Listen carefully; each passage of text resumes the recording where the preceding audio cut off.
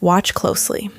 In any room, there's always one person who says the least. Not silent, just unhurried. They don't rush to respond. They don't compete for attention. They don't seem concerned with being noticed. And yet, when they finally speak, something shifts. The room listens differently. It's not something you can point at, not something you can explain easily. It's in the way they hold silence, without needing to escape it. The way they look at people, not to be seen, but to understand. And slowly, almost invisibly, attention gathers around them. Not because they asked for it, but because they didn't. And then there's the other side. The side most people live in, where your thoughts move faster than your breath, where you speak, but part of you is already wondering how it's being received, where silence feels like something you need to fix instead of something you can stay inside.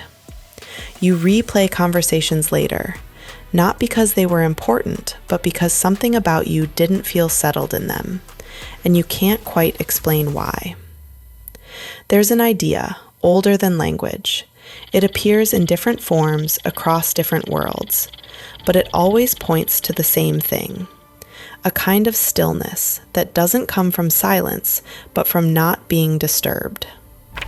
In Indian philosophy, it takes the form of a man who stood in the middle of chaos and yet remained untouched by it. His name was Krishna. But what made him powerful wasn't what he said. It was what didn't move inside him. Most people think power comes from expression, saying the right thing, acting at the right time, responding quickly. But real power is quieter than that. It's in what you don't react to. The moment someone challenges you and you don't rush to defend yourself.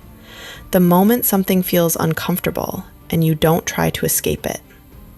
The moment you realize you don't have to respond to everything that reaches you. Everything is designed to pull you out of yourself. Notifications, opinions, expectations. Everyone asking, what do you think? What will you say? How will you respond? And without noticing, you begin to live in constant reaction.